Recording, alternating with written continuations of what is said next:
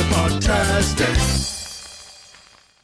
Good morning, MegaPodlings. It's Crazy Joe, and I want to review a new Blu-ray that was sent to me by our good friends at Warner Brothers Entertainment. So Warner Brothers, I want to thank you for sending me this. And the movie is Godzilla vs. Kong. Godzilla vs. Kong is available on Blu-ray today. Wherever you get your Blu-rays, you can go out, you can get Godzilla vs. Kong. Godzilla vs. Kong is a very important movie this year.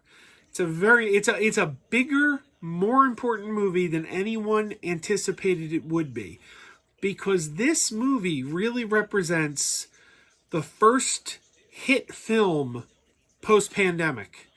This is the first movie that people went out to and saw in droves since the pandemic began.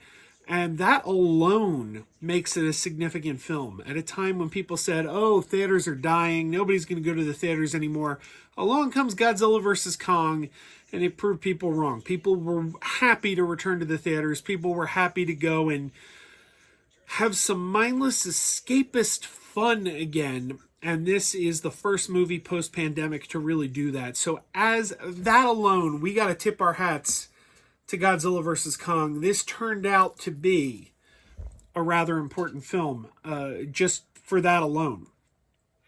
Now, I've already done a review of the movie here on this channel, and I liked the movie. I think it's a lot of fun.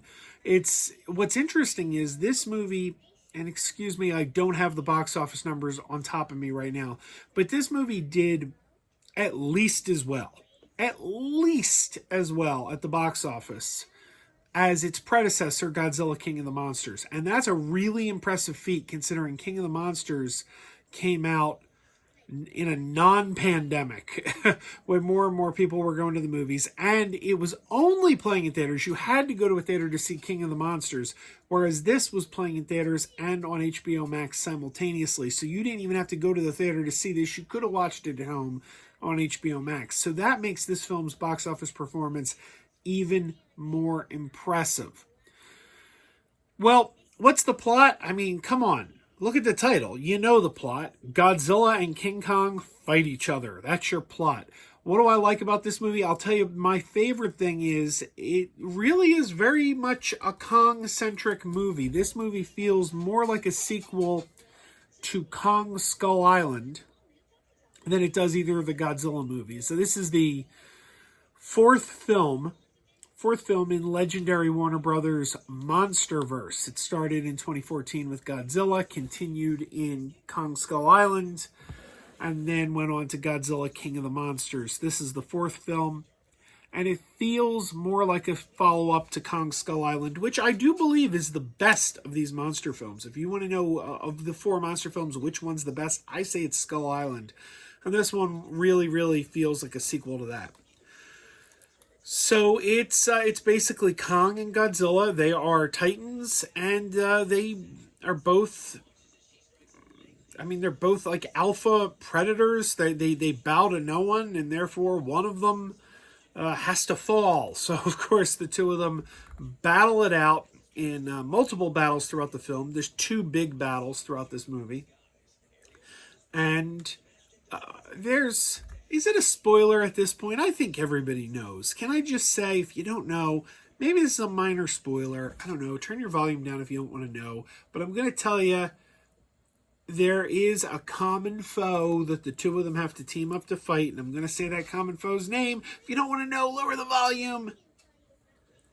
It's MegaGodzilla.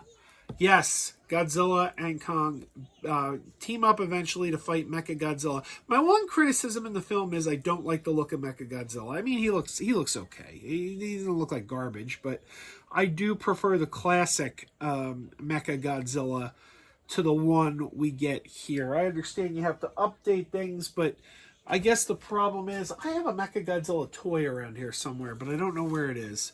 I think the problem is, yeah, you do have to update things, but I don't think the update looked as cool. And that's the bottom line. It's just like the 1998 Godzilla movie with Matthew Broderick.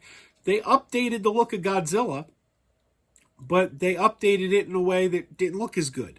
Then the 2014 movie came along, and they upgraded the look of Godzilla, and they got it right. So it's like, yeah, you have to upgrade things. I get that. I'm not living in the past, but your upgrade still has to be cool. And I think the problem is the original Mechagodzilla was just cooler than the one in this movie. But that is not a deal breaker. This movie is still really, really entertaining.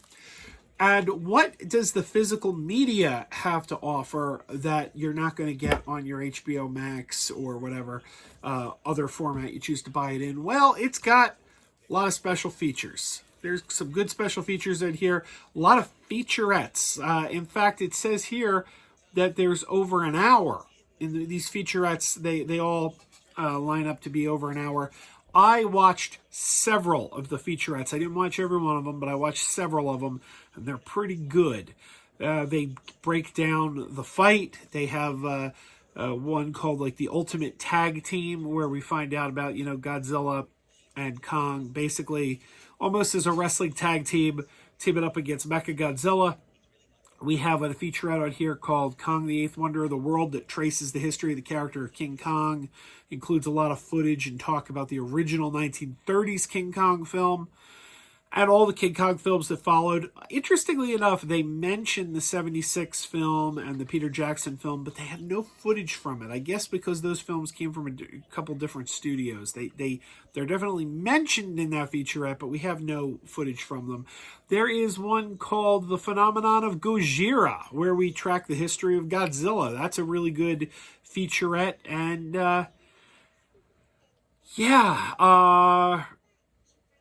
there's a commentary track by the director, Adam Wingard. I have not listened to that yet. I look forward to checking that out. But yes, this is a movie I recommend picking up. This is, it certainly looks great on Blu-ray. It looks terrific on Blu-ray. I bet the 4K looks even better. But if you want to see this in the best possible picture, you're not going to do better than physical media, so go check that out. And you do get a ton of extras. Like I said, this is a movie that I think a lot of us were excited for, but nobody really expected this movie to be as important as it turned out to be. But its place in history is now cemented because the global pandemic we just went through and are still going through. We're not out of it yet. I mean, it's mostly over, but we're not out of it yet. But this global pandemic really took a big toll on the box office, and a lot of people said it wouldn't come back. And lo and behold, who comes along? Yes, Christopher Nolan was like, oh, my Tenet's going to bring everybody back to the movies. It didn't, but who did? Godzilla and Kong duking it out. That's what everybody wanted to go back to the theater and see. So, that alone. And it's a damn entertaining movie. Go check it out. Pick it up now. Available today. Godzilla vs. Kong. Support physical media. You keep supporting physical media, they'll keep making physical media. You stop supporting physical media, they ain't gonna make it no more. So go out, vote with your dollars, buy it on physical if you love physical. And if you love Godzilla and if you love King Kong, you'll want to see this. I'd like to remind you that the name of this channel used to be MegaPodzilla, and Godzilla's lawyers got in touch with me, gave me a cease and desist, said I had to change my name. So I do have a beef against the Big Lizard, because the Big Lizard gave me a cease and desist once. So my heart is with Kong. Beat the crap out of him, Kong. He deserves it. He tried to cease and desist me. All right, everybody, keep wearing those pajamas. Keep wearing those pajamas with the plastic feet. Keep wearing those pajamas. Tell everyone you meet. Keep wearing those pajamas with the back door flap. Keep wearing those pajamas. Don't open, it's a trap. Oh no, it's a trap. Some people call them PJs, some people call them jammies. They can come embroidered with big money and no whammies. They can have 100 tiny commander Adamas, but no matter how they look, just keep on wearing those pajamas. Keep wearing those pajamas. And now we're having fun. Keep wearing those pajamas. And now the song is done.